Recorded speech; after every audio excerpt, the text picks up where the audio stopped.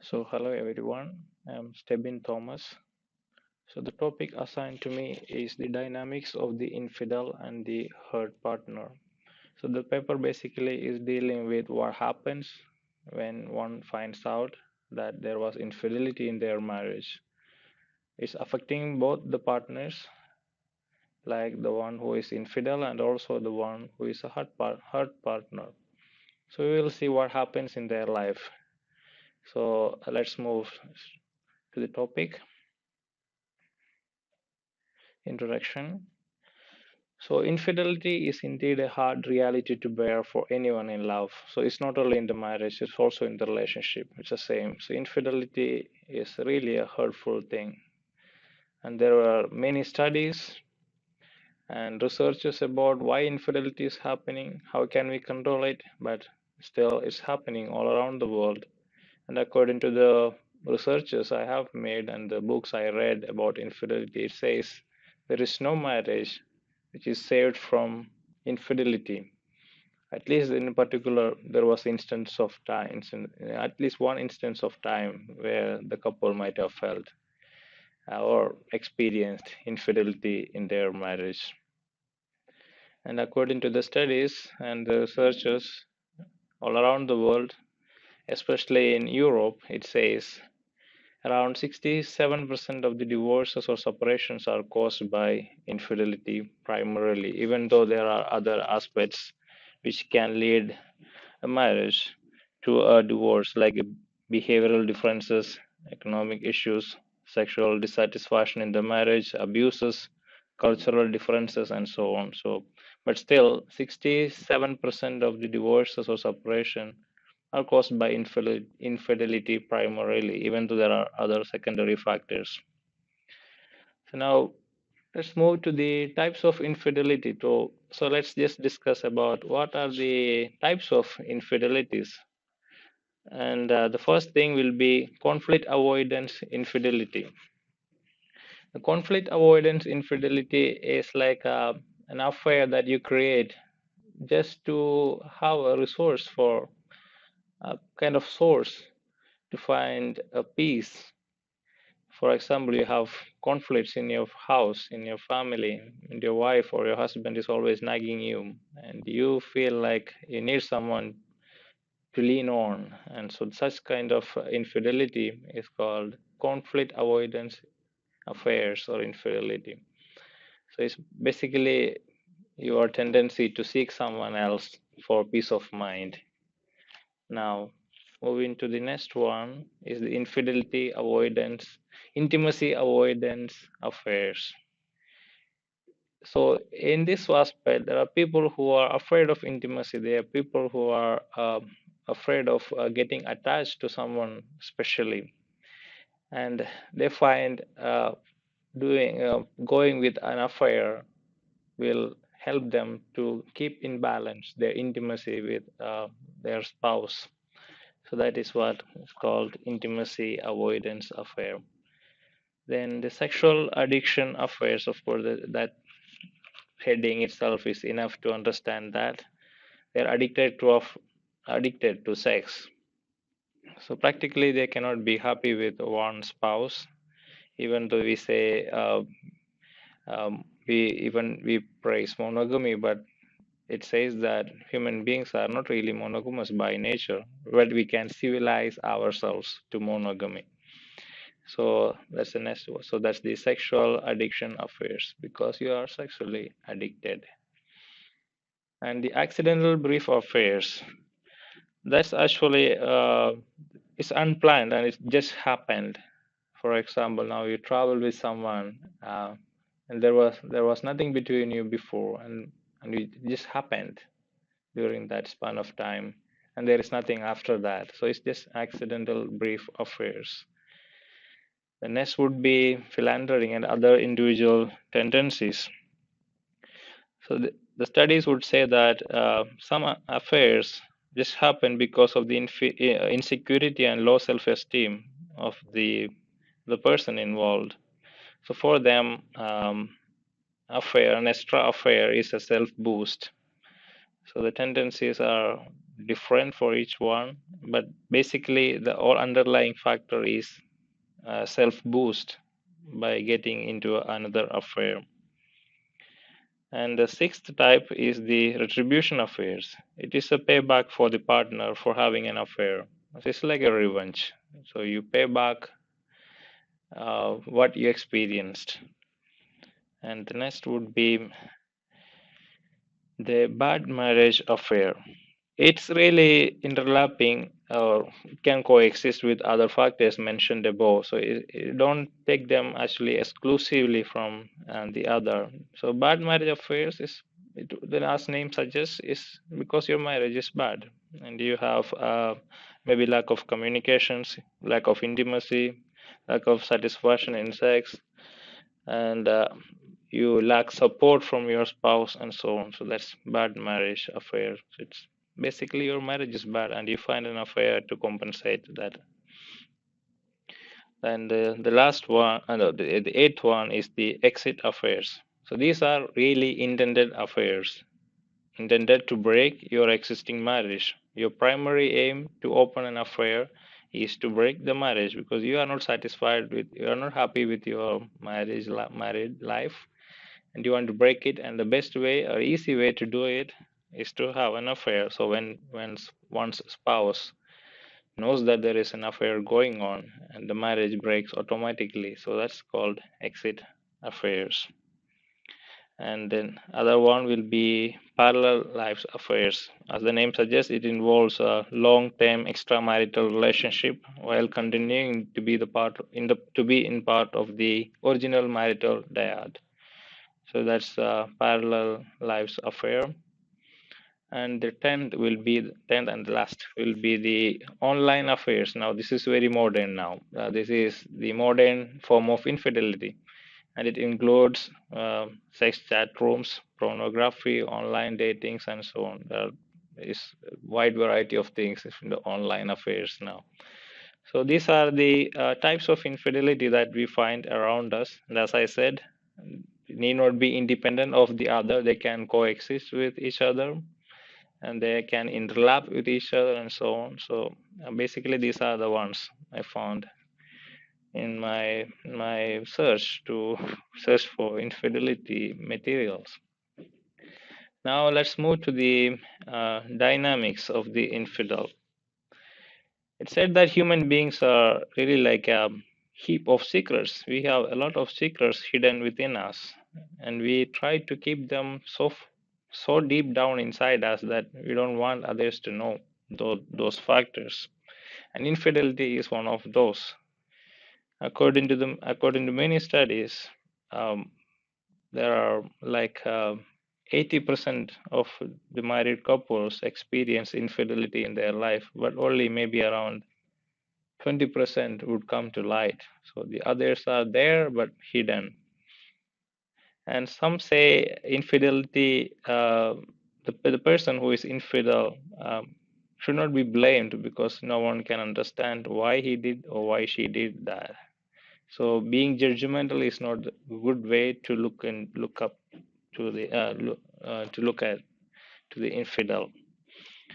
So now let's move to the dynamics. So what happens to the infidel person when he or she knows that his or her spouse already knew that he is knew about his or her infidelity?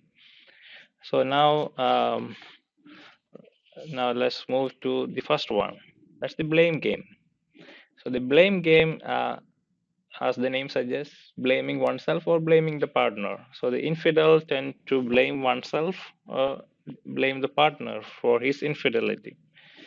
So it's the primary defensive stand most of the infidels would take. The first one is to have like a self pity.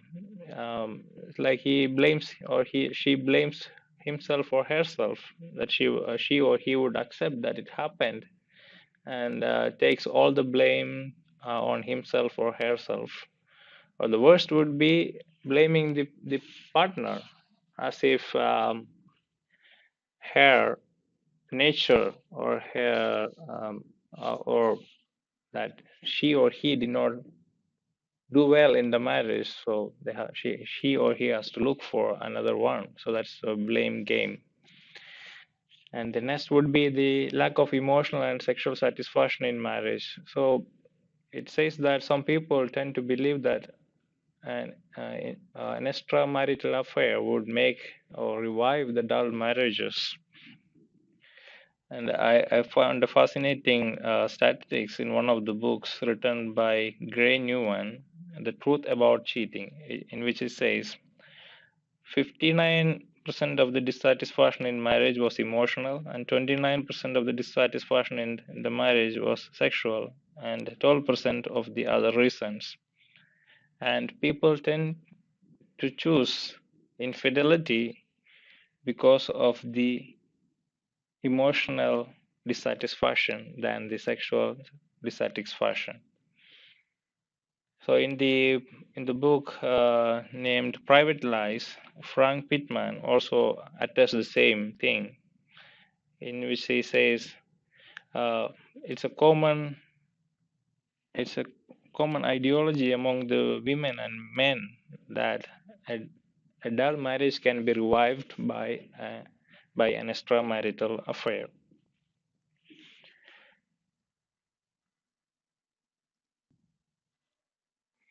So the next would be the sexual addiction. Sexual addiction is one of the common reasons infidels would say to justify their extramarital affairs. So, like drugs or alcohol dependence, it has the potential to negatively impact person's physical and mental and personal relationship, quality of life, and safety.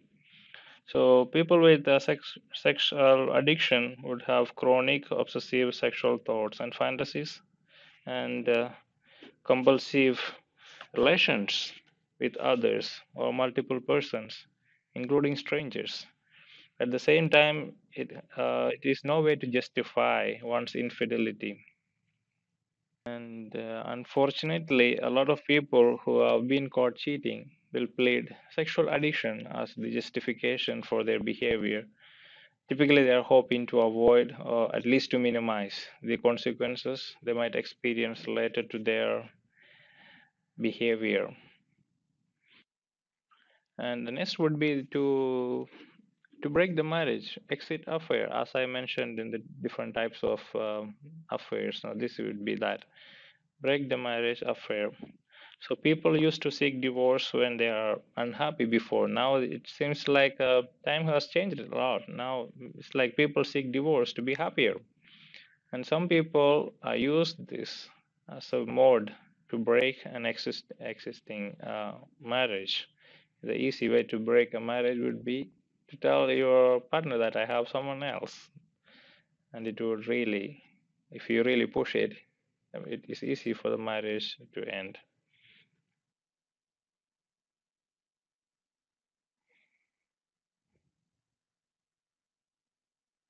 So the next would be the childhood trauma and the family friend influence. Actually, we human beings are also we are social animals, and we have a lot of influences like family and friends, and that's true. And according to the studies from by Gary Newman, it says that the unfaithful men also experience unfaithfulness in their life, like unfaithful dads and unfaithful mothers, and so on. And it's something like once they experience in their life, and it seems that they tend to do it in their own lives later. And it has scientific evidences to say it's really true.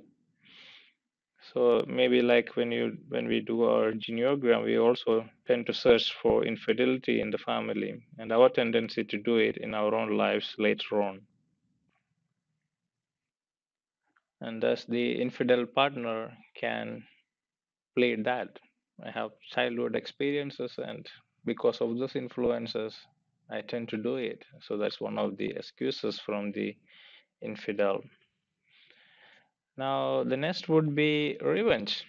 This also, we have already seen that in the different types of affairs. Revenge. as one might have experienced infidelity in his or her life, and now one may think how to take the revenge. And the best way to take a revenge is to give back the same medicine to the person who hurt him or her. So that's the revenge. And now the next would be the play the victim card. That it was just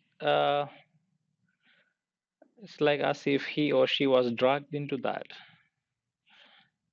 She or he did not really intended to do it, but it just happened. So instead of accepting the infidelity that he or she did and to change, they seek to play the victim card. It says that many of them tend to blame the person with whom they have relationship, as if they were forced to begin the affair because of their poor boundaries and were exploited by the other. And they present themselves as the victim of the extramarital affair. So it's like they are fine. It was the other person who started it and who pushed or dragged that person and dragged him or her to it. The accidental brief affair would be it's more like in the modern times it can be called as a one night stand or hookups. So it's just short affair intended for sex or fun alone. There is nothing before that, and there is nothing after that. It's just like a casual sexual encounter. So the accidental brief affairs are mostly very similar with to situations like in the bar or traveling with a colleague for a business trip or something like that, and it happens. So you did not plan it, and you have no plan to proceed with that tomorrow. It just happened. Accidental brief affair. So the infidel tend to explain his or her affair as accidental brief affair. So that's almost the end of the dynamics of the infidel. So these are the things that he or she would say when he or she would learn that her spouse already knew about the infidelity. Now let's move to the dynamics of the hurt partner. There are beautiful quotes that reads, "Nothing hurts more than realizing that he meant to be everything to you, and now you realize that you meant nothing to him or her." So it's a really hard thing for the partner to learn that his or her spouse is infidel. So and really they will find it hard to cope with the situation. So now hereafter we are discussing what he or she does as a hurt partner to cope with the situations. So the first thing would be avoidance. Some people, even though they know that their spouse is infidel, they tend to just avoid, just stay calm as if nothing happened, because it's really hard for them to accept it. According to one of the researchers on infidelity, Paul R. Perso, narrates that this is the biggest mistakes that one her partner can make, because it will make him or her suffer a lot emotionally, and it will make their lives thereafter kind of imbalanced. But many still would choose avoidance as the mode to cope with the situation. The next would be the emotional roller coaster. Emotional roller coaster stage happens when a person is trying to be strong in facing the infidelity of the spouse, but at the same time cannot reconcile with the fact that he or she was cheated. The trust and the intimacy are broken into pieces. So the situation of an emotional roller coaster would eventually lead the person to the risk of psychiatric disorders and treatments for healing, if there was no attempt to face the reality realistically. So emotional roller coaster, like I, I believe that I'm okay, but at a certain moment I cannot hold it anymore. I burst out, and I come down again, and goes and goes, it goes on and on. So it's like a pendulum swing from one end to the other extreme. The next would be the hurt partner can seek revenge. Seeking the revenge is the next thing to do. Even though people say don't waste your time on revenge, many tend to seek it. So the best way, as I said, or most of the revenges happen not in divorces, but they would seek for another partner.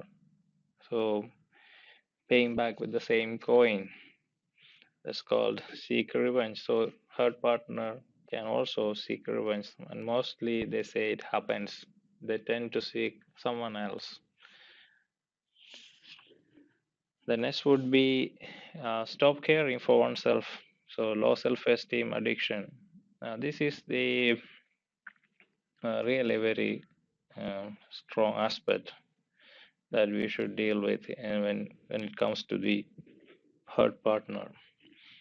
Before the marriages were arranged, and there was exchange of dowry, exchange of goats and cows.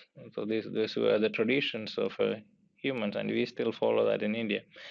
So before the marriage, it was more like economic stuff. Actually, it was more about it's more than romance.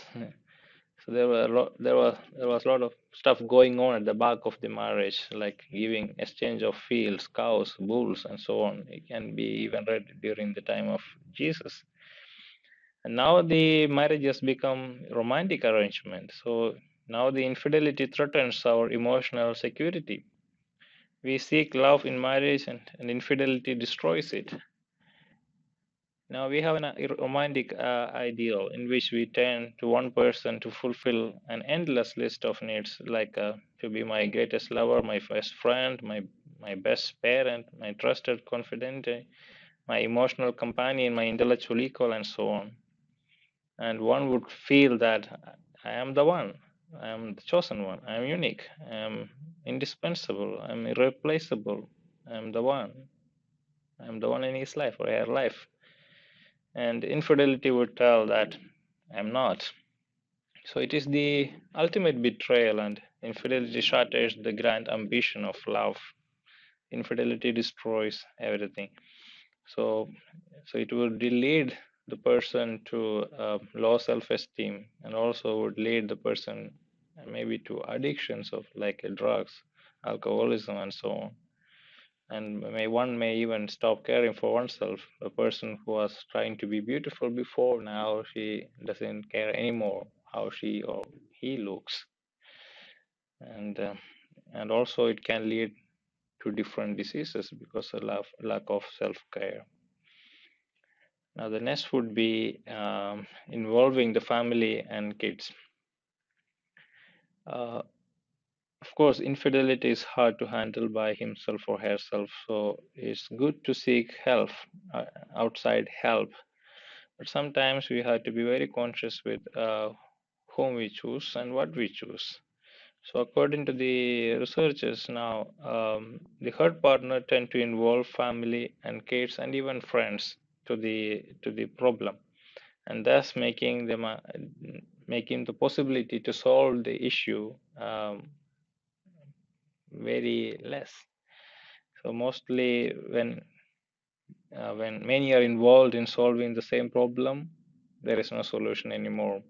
So that happens. So one of the dynamics of the herd partner would be involving all the people around to that problem, and which makes the situation practically worse. The next would be the indifference and lack of trust. Bringing together broken pieces and making it all again perhaps is possible, but not so sure how perfect it would look after it's really broken.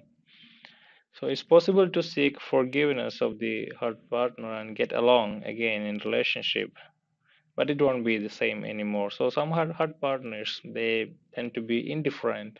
Maybe they uh, just be okay to stay in the same under the same roof, but they tend to act indifferent. There is no more trust in their lives because once it is broken, it's hard to get it back.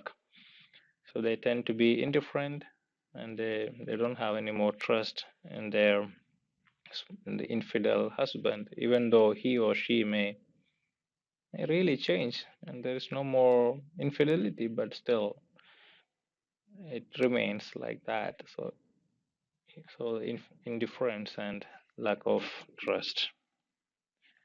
The next would be fear of the future. As I said before, nowadays infidelity is mostly a break of romantic uh, ideal, but it also can carry a lot of fear about future. Now, when I know that my spouse is cheating on me and he or she has a different partner in life, it threatens me because I'm afraid of my future. What happens to me hereafter?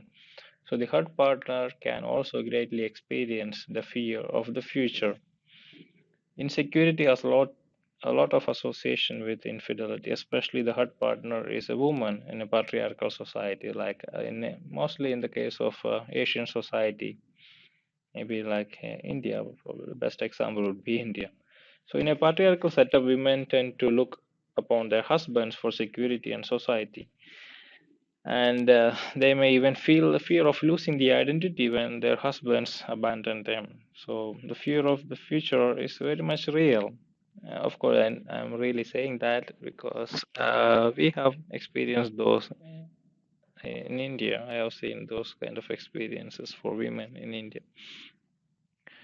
And the good thing if would be a woman with a stable job and promising educational background maybe can withstand this ordeal, but otherwise it's really hard for the woman to stand with that situation. So fear of the future is really really a thing in, as a hard partner.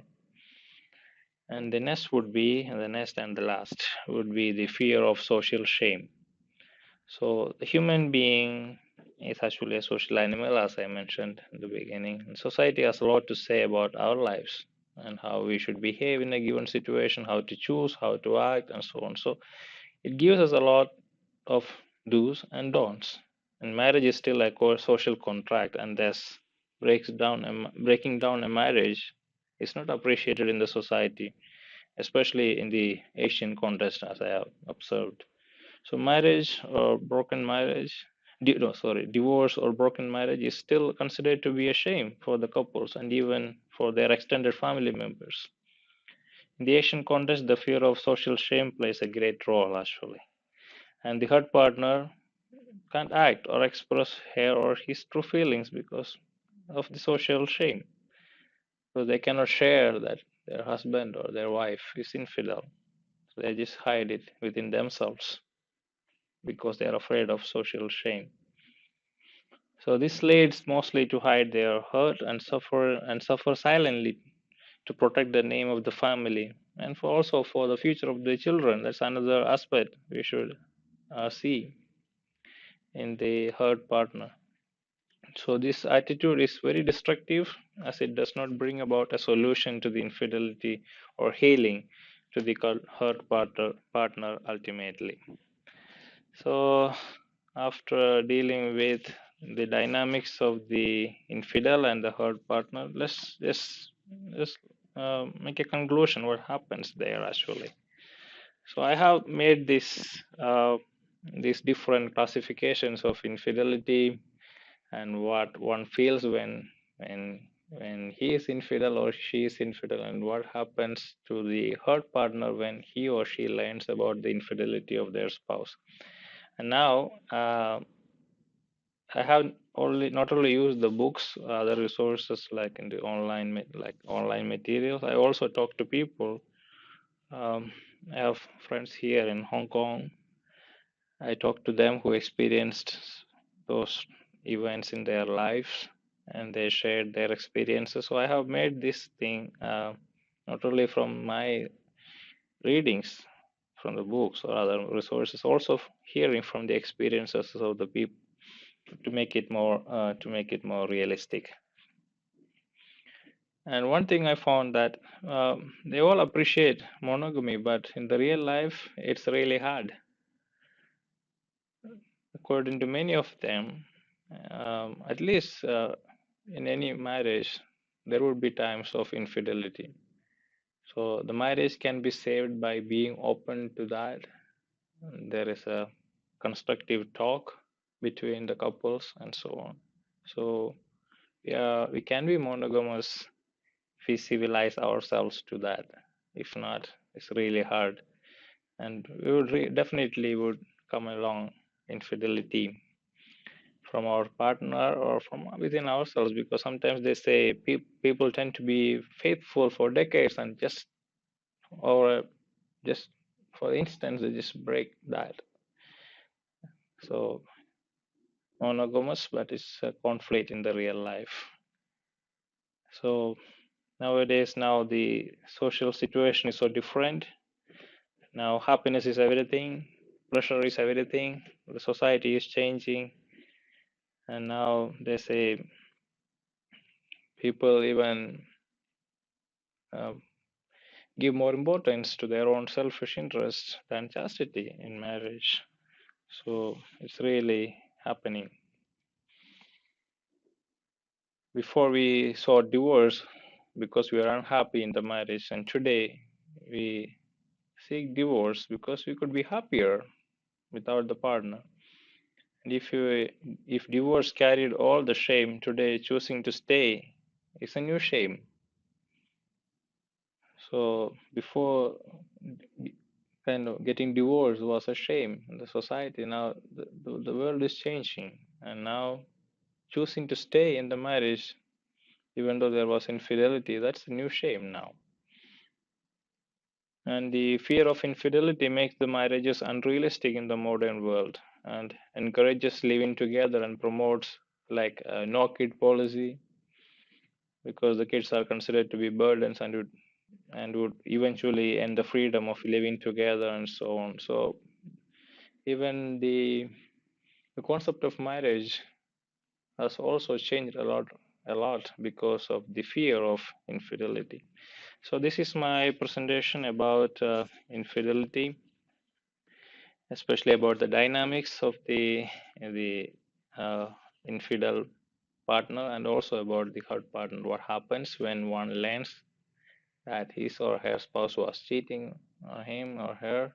Also, what happens to the infidel partner when he or she learns that his or her spouse already knew about it? So, thank you for listening to me. Have a nice day. Thank you.